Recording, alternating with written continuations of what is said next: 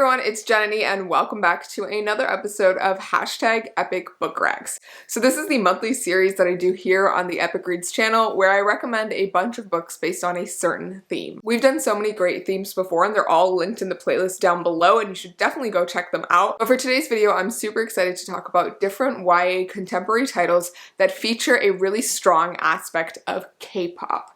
So many of you know what K-pop is. It's Korean pop, and more these days there are more people getting into K-pop, which I love as someone who personally has been listening to K-pop since she was like in her preteen years, and I love seeing K-pop in books. So all the books that I'm going to be talking about today are ones that I've either read before or am planning to read very soon, and they all feature a very strong aspect of K-pop, whether that's like the overall concept of the book or a specific character who is like a K-pop star or something like that. So with all that said, I'm really excited to talk about all these books and let's jump right in. Alrighty, the first book on this list is probably my favorite of them all, and that is I'll Be the One by Lila Lee. This is a book that I read I think last year or the year before and absolutely fell in love with, mainly because of our main character Sky Shin. Sky is a plus-size bisexual Korean American teen who has a really complicated relationship with her family, especially with her mother, mainly because of her mother's views on her body and her weight. But Sky is the type of person to not let people get her down,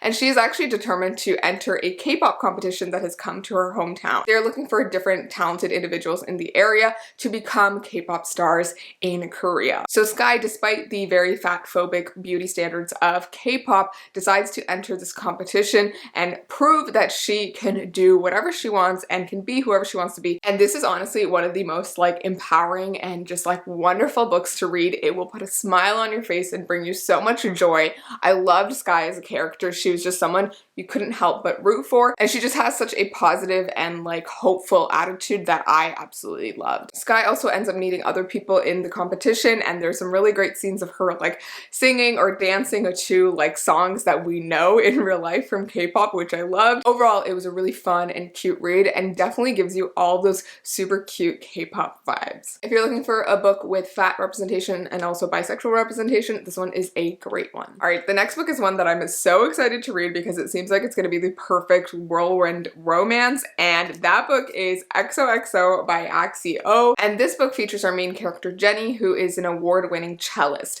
and she's known to nothing but practice her entire life and has really pinned her identity on this aspect of her life. But that is when she meets this mysterious boy named Jae-woo one night in LA, and they spend this fantastic night in the city and sort of fall for each other. But he is about to fly out to Seoul, Korea the next day, and so they assume that they're never going to see each other again. But of course, the story does not end there, and in true rom-com fashion, Jennie and her mother end up flying to Korea to take care of her ailing grandmother, and Jennie ends up enrolling in this elite arts academy there, and who should she run into there but Jae-woo himself. But the catch here is that unbeknownst to her, Jae-woo is actually a member of one of the biggest K-pop groups in the entire world. And like many K-pop idols, he is forbidden from dating. And so of course this creates a very difficult conundrum for our two main characters because this relationship could cost them both everything. Jennie could be jeopardizing her place at this dream music academy that she's at, and Jae-woo is of course going to be risking his career. But of course this is a romance, so I'm so curious to see how these two are gonna make it work. It seems like it's gonna be such a fun read and such a cute romance. It definitely gives me major K-drama vibes, Korean drama vibes, because the plot of this one just seems straight out of a K-drama. So I'm really excited to see if there's going to be some really just cute moments in this. Alrighty, the next book is one that I've actually read before and absolutely adored, and that is Somewhere Only We Know by Marinegoo. So this book is actually really fun because the K-pop idol in this book is actually our main character, Lucky. So in this book, Lucky is the biggest K-pop star on the scene. She's just performed her newest single, Heartbeat, to all of her adoring fans in Hong Kong, and she's about to debut in America on the Later Tonight Show, and she's expecting it to be like the new frontier in her career. And she's already at a pretty high peak, but she's starting to feel the pressure of it all. And so this is when at 10 p.m. in her hotel in LA, she ends up craving a hamburger and ends up walking down the stairs and going out to see if she can find one. And who should she cross paths with except our main male character named Jack. So Jack is sneaking into Lucky's fancy hotel, not actually looking for her, but just looking for some hot gossip in general because he is a tabloid reporter on the side, a job that he actually keeps secret from his family. But when he runs into this mysterious girl wearing slippers and, you know, she seems kind of cute, he's a bit curious, so he starts talking to her. And this is where things change inevitably for both of our main characters. They end up in a situation where they are spending the next few days together as Lucky wants to experience the world around her, not as a massive K-pop star, but as a regular girl. And Jack, who starts out with some not so great intentions, following Lucky around, starts to realize that he's falling for this free-spirited girl. This book definitely gives me vibes of like Chasing Liberty, if you've ever seen that movie, or any of those books or movies you've ever seen where two characters roam around a city trying to escape their lives and end up falling in love. This is definitely that story, and it was just such a delight. It was super cute, and it was really interesting seeing the growth of the main characters and how their outlook on life ends up changing. This is definitely a book about recognizing when you are at your limit and taking a step back and, you know, giving yourself some grace, and I absolutely loved that aspect of the book. So if you're looking for a really cute romance where the main girl character is our K-pop idol, I would definitely recommend picking this one up. Alrighty, the next book that I want to talk about is actually a book that features a slightly smaller aspect of K-pop in it, and it's actually only in the second book in the series.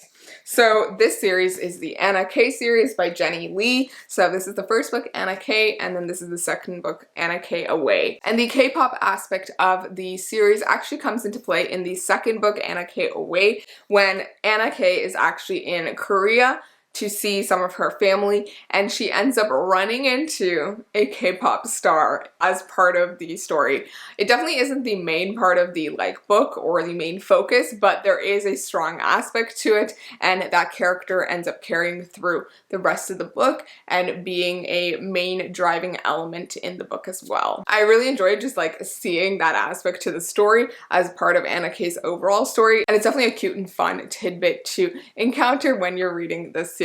Overall, this is a really cute series that is a retelling of Anna Karenina by Leo Tolstoy, and it follows a Korean American main character. Alrighty, this next book is one that I haven't read yet, but it seems super exciting because it seems like all of those K-pop survival shows I have watched and absolutely loved. And so that book is KPop Confidential by Stephen Lee. And this book follows our main character, Candace Park, who has always been the perfect Korean American daughter. She's always followed her parents' rules. She knows how to play a role and she always does it right. But she has a secret that she has sort of kept from everyone. She can sing and really sing. So when she's chosen from thousands to train for a spot in the biggest K-pop label's first ever girl group, she jumps at the chance. She is taken to Seoul, Korea to train with the other trainees, and she is thrust into this really cutthroat world of other trainees trying to just be the best and, get into the group. But she's also faced with all of these rules, no dating and these hierarchies in the Korean society, and it is a very different experience for her, and she is trying not to crack under the pressure. I believe this also features some sort of romance, I'm assuming, and it just seems like it's going to be a lot of fun and a really interesting look into K-pop as well. I also love that this one is set in Korea and actually delves into the industry itself and sort of some of the issues with it, and also the really tough time that these artists go through to get to where they are at the end. So I think it's just gonna be a really interesting story. Alrighty, the next book is one that I've been excited about ever since I heard about it, and that is Shine by Jessica Jung. So the reason I'm super excited about this one is because it's actually written by a K-pop idol. So for those of you who don't know, Jessica used to be a member of SNSD or Girls' Generation, and so I thought it was super interesting when she decided to write a novel about a teen who is a K-pop star and, goes through this entire process. And these are things that she has experienced herself, so I feel like there's going to be a lot of truth to the story. Basically, the book follows 17-year-old Korean American Rachel Kim, and she entered the K-pop industry 6 years ago when she was recruited by her entertainment company. She knows the rules: train 24/7, be perfect, don't date, and it's supposed to be simple, but it's really not so much. And this book seems to delve more into the darker side of the industry, the scandals, and the way that these young girls are sort of commodified and also put in these very difficult positions, and their reputation matters so much. And part of the book also features a romance when Rachel starts to fall for the golden boy in the K-pop industry, Jason Lee. And it's not just that he is charming, beautiful, and ridiculously talented, but he also understands her deep desire to see her star rise. It seems like it's going to be a really romantic story while also diving into the darker aspects of the industry, so I'm super excited overall for SHINee by Jessica Jung. Alrighty, the next book is one that is actually not out yet. It comes out in May, but it seems super cute, so I had to mention it. So that book is Once Upon a K-Prom by Kat Cho. So this book follows our main character Elena Sue, who has always felt a bit overshadowed her entire life. Whether that's by her two successful older sisters, her own twin brother, or her outgoing best friend. Everyone except Elena seems to know who they are and what exactly they want to do with their life. But Elena is sure about one thing in her life, and that is that she does not want to go to prom. She is totally over the whole corsages and dresses and, you know, the event itself. And she would rather spend all of her time working towards saving the community center where she has felt like she finally belongs. But of course, this is a novel, so we need something to shake up her world.